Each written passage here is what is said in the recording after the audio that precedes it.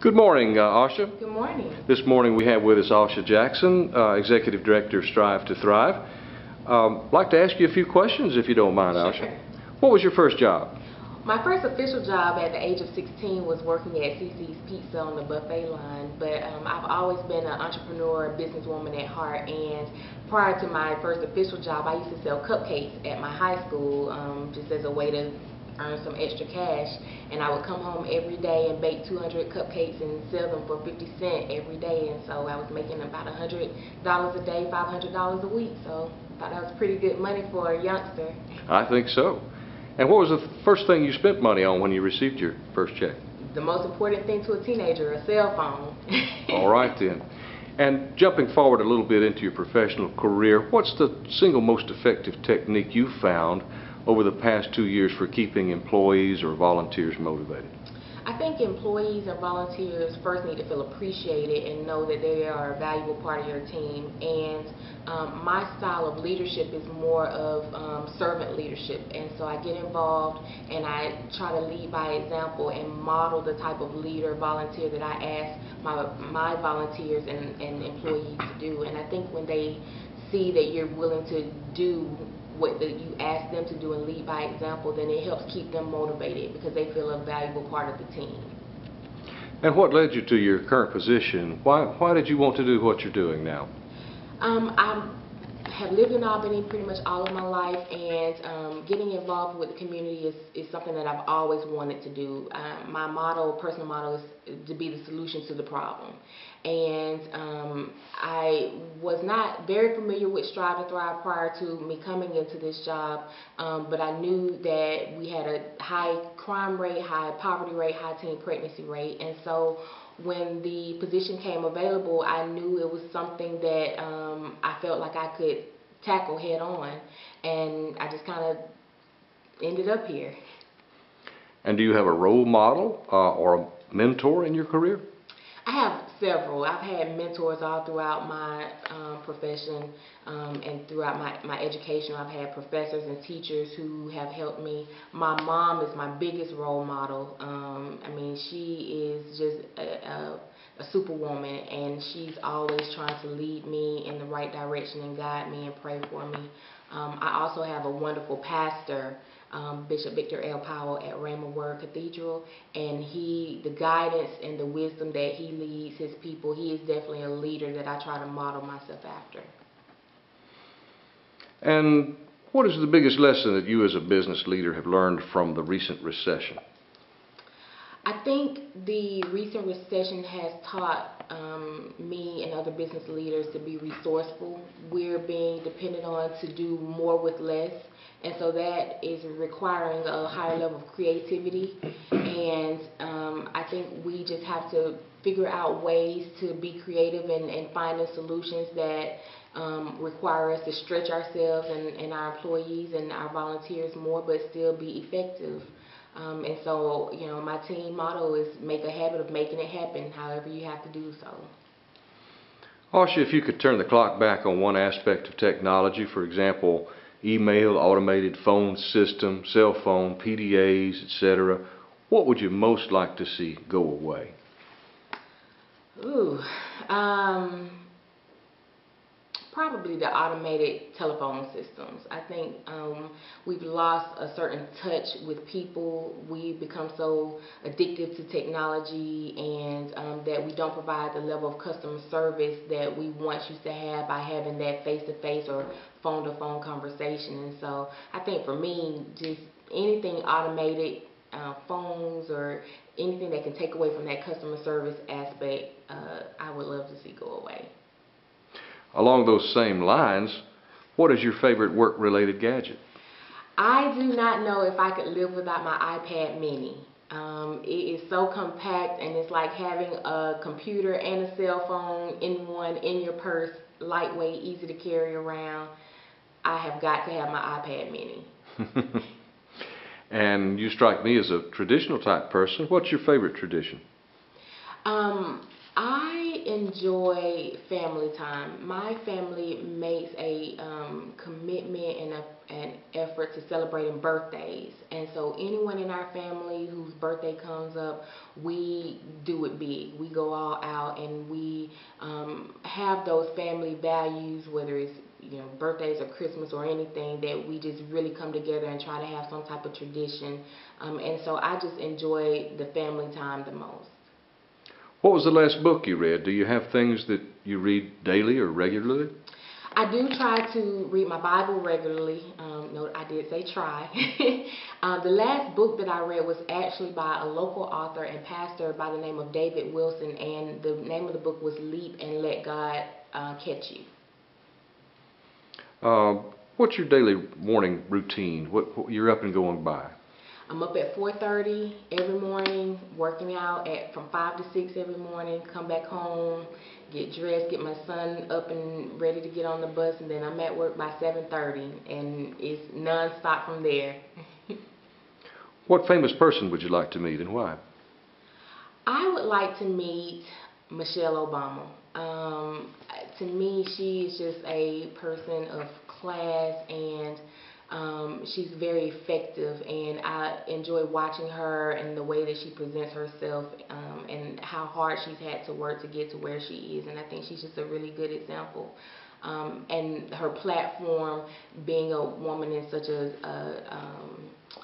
a powerful position and using that platform to encourage healthy eating and healthy habits, I just would like to meet her. I think she's a wonderful role model. And your favorite hobbies or activities outside work? I enjoy interior decorating. I would love to be an interior designer one day, and I think when the stresses of work get to me, I try to find somebody's house or room or something to decorate.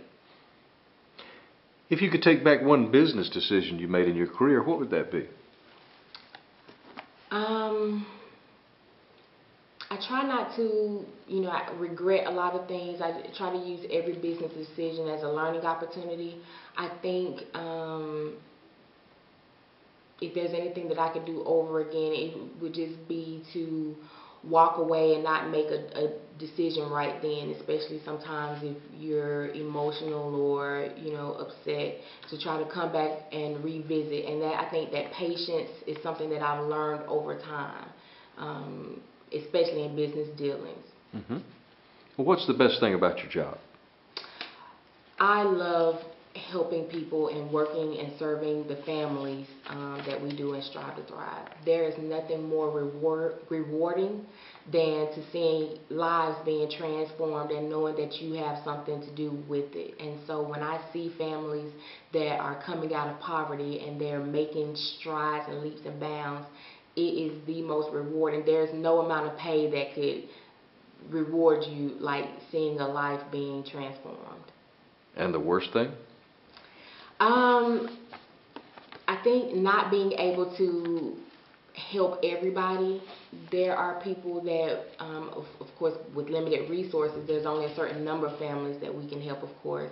And then there are families that are not quite ready, and it's hard when you have to turn away a family that's or a person that's looking to you for help. And so you want to be superwoman and help everybody, but knowing your capacity and what you can help is sometimes difficult, because I don't like turning people away. What was the most beneficial course you had in school? The most beneficial course I had was business communications. It was taught by Dr. Cynthia Bennett at Albany State University. And why was that beneficial to you? What did it do for you? She was by far one of the most difficult instructors that I had, but I took a lot away. Working in the chamber environment, you have to interact with so many different people, and learning their communication styles, their leadership styles was really important in how I communicate things. So understanding people who are get to the point, they don't like a lot of fluff, they are, just want the data and the facts, and then knowing the people that want you to pull on their heartstrings, and how do you communicate to both, especially when you have them in one meeting or you're sending out one email. I think knowing how to communicate to various groups of people is really important in what I do, and that course really helped me to do so. And what would be your dream job if you were able to pick a position outside your current career path? I would love to be a real estate agent or an interior designer, or both. I really see myself at some point getting into real estate, and that would be my dream job.